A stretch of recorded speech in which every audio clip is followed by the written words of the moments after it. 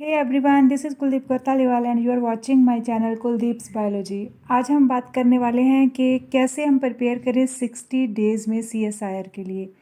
ठीक है, आज हम कुछ सजेशंस आपको देंगे और कुछ डूज़ एंड डोंट्स भी बताएंगे क्या करना चाहिए क्या नहीं करना चाहिए। सीएसआईआर के प्रेपरेशन के लिए आपको क्या क्या बातों का ध्यान रखना है और कौन से यूनिट्स पे ध्यान देना है और कितना ध्यान देना है। ठीक है, इसी के बारे में हम आज बात करने वाले हैं। अगर आप मेरे चैनल पर नए हैं तो सब्सक्राइब कर लीजिए और शेयर कीजिए अपने फ्रेंड्स के साथ।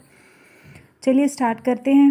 पहली बात तो ये है कि जस्ट 60 डेज़ में ऐसे कोई नहीं होता कि आपने 60 डेज़ में प्रेपरेशन कर ली और क्रैक हो गया। ऐसे तो नहीं होता, क्योंकि पीछे कुछ ना कुछ आपकी प्रेपरेशन ऑलरेडी है। ऐसा तो नहीं है कि आपको लाइफ साइंसेस के बारे में बिल्कुल भी जानकारी नहीं है।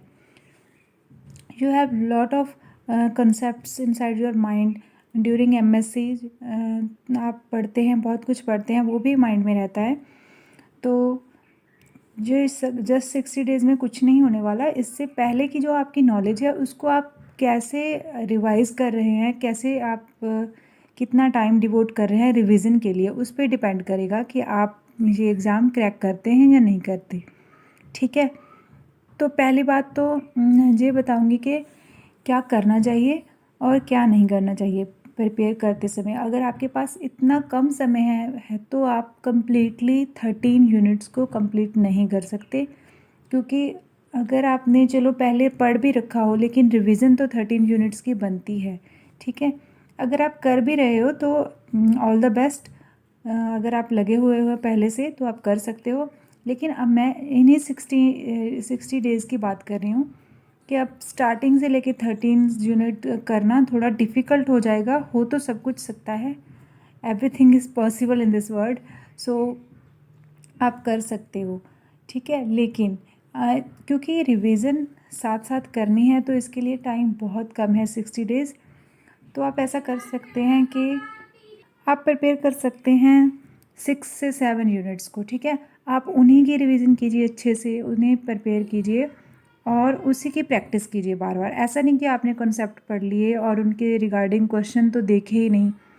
अक्सर ऐसा ही होता है एग्ज़ाम में, आप प्रेपरेशन करके जाते हैं, पढ़ के जाते हैं, लेकिन क्वेश्चन की लैंग्वेज जो होती है वो इस तरीके से हमें लगता है कि जैसे मैंने ये कंसेप्ट पढ़ा तो है लेकिन ये कुछ बाहर से आ गया है। ठीक है, तो इसीलिए होता है क्योंकि हम क्वेश्चंस की प्रैक्टिस नहीं करते हैं। तो आप जो भी 6-7 यूनिट्स करके जाएंगे उनकी अच्छे से रिवीजन कीजिए और रिवीजन के साथ उसके प्रीवियस ईयर क्वेश्चन ज़रूर कर लीजिए। ठीक है,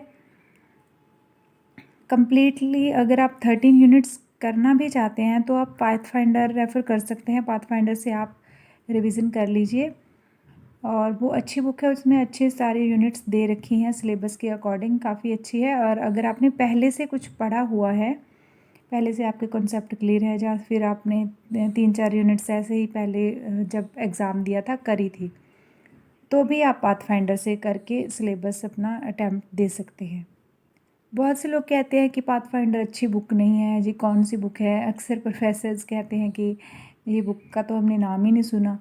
तो उसके पीछे भी कोई रीज़न होगा, क्योंकि जब हम नॉर्मल बुक से पढ़ते हैं, टेक्स्ट बुक से पढ़ते हैं, तो बड़ा स्मूथली एक जो टॉपिक है वो चलता है और बहुत स्लोली चलता हुआ उसमें से हमें पता ही नहीं चलता कि इम्पॉर्टेंट हमने लर्न क्या करना है और छोड़ना क्या है। तो इसीलिए पाथफाइंडर इस मामले में अच्छी बुक है। लेकिन अदर जो टेक्स्ट बुक्स होती हैं फॉरेन ऑथर की या फिर इंडियन ऑथर्स की भी, वो भी अच्छी बुक्स होती हैं, लेकिन उनको पढ़ने में एक नुकसान है कि टाइम बहुत ज़्यादा लगता है। हमें टाइम बहुत ज़्यादा चाहिए उनको पढ़ने के लिए। अगर आपके पास 6 मंथ का टाइम है और आप चाहते हैं कि आप सारी वो बुक्स पढ़ लें, ऐसा तो नहीं हो सकता। तो हम क्या करेंगे, हम शॉर्टकट अपनाएंगे। शॉर्टकट में क्या होगा, आप 1-2 यूनिट्स कर सकते हैं प्रिपेयर पहले से अगर आपने की हैं, तो बाकी आप पाथफाइंडर से या फिर जहाँ से भी आपने नोट्स वगैरह बना रखे हैं वहाँ से कर लीजिए। ये तो था कि क्या करना चाहिए हमें। कम से कम यूनिट्स जैसे कि 7 से 8 यूनिट्स को टारगेट करना है, उनकी रिवीजन करनी है अच्छे से।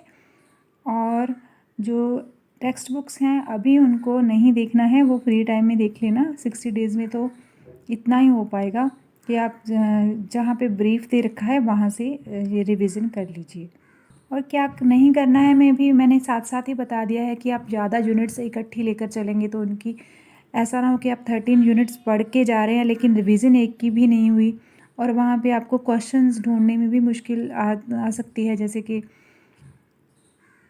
कौन सा क्वेश्चन आप अटैम्प्ट करें और कौन सा ना करें। तो सारे के सारे क्वेश्चन आपको जैसे कि सी पार्ट में होते हैं 75 क्वेश्चन होते हैं, उसमें से आपको 75 के 75 पढ़ने पड़ेंगे। अगर आपको पता है कि मैं बायोटेक्नोलॉजी वगैरह पढ़ कर नहीं आई तो क्वेश्चन अगर बायोटेक्नोलॉजी का है तो तब आप छोड़ सकते हैं।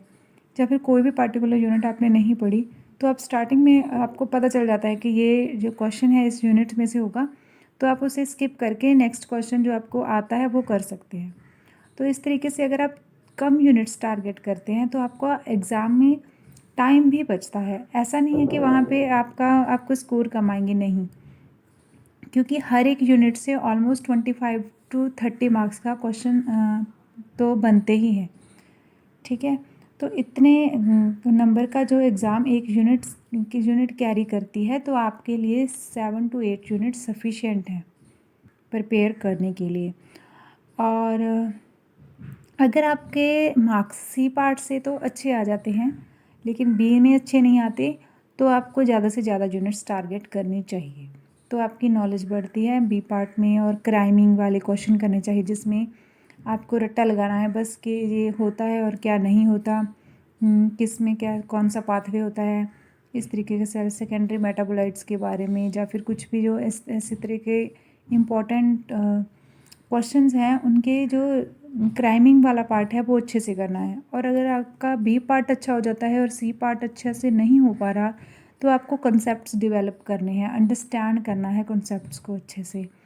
ठीक है, अगर कम टाइम है तो लास्ट में मैं यही कहूँगी, अगर अभी से आप प्रिपेयर कर रहे हो, थोड़ा टाइम हुआ है आपको प्रेपरेशन करते हुए, तो आप पूरे 13 यूनिट्स को कम्प्लीटली नहीं कर सकते हो तो आप कम यूनिट्स कर लें, उनका टारगेट जो थोड़ा डिक्रीज़ कर लें। उससे आपके मार्क्स नहीं कम होने वाले लेकिन आपको रिवीजन का टाइम मिल जाएगा।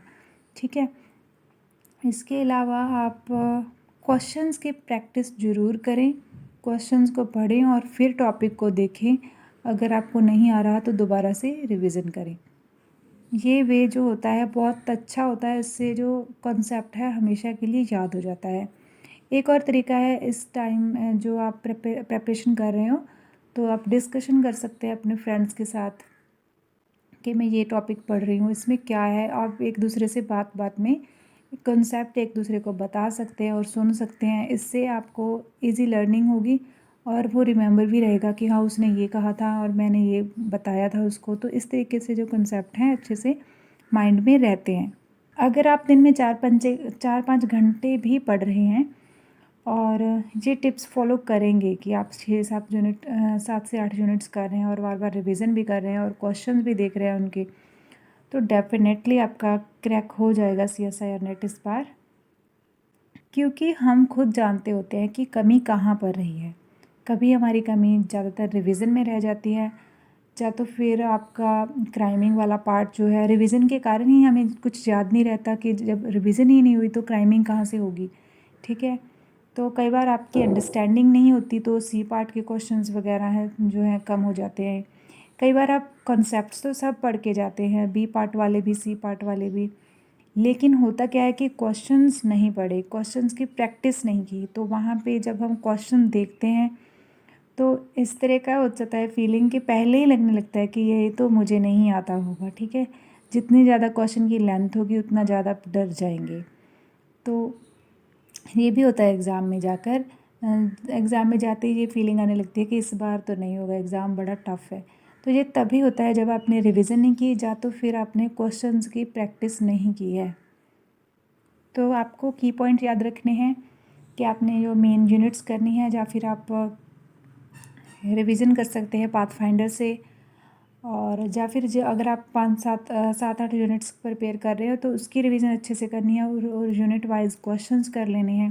क्वेश्चंस बहुत ज़्यादा ज़रूरी हैं, प्रैक्टिस करनी है उनकी और डरना नहीं है। इतना बस ध्यान में रखेंगे तो डेफिनेटली आपका एग्ज़ाम क्लियर हो जाएगा। Thanks for watching my video, subscribe and share my channel to support me, and take care, bye bye.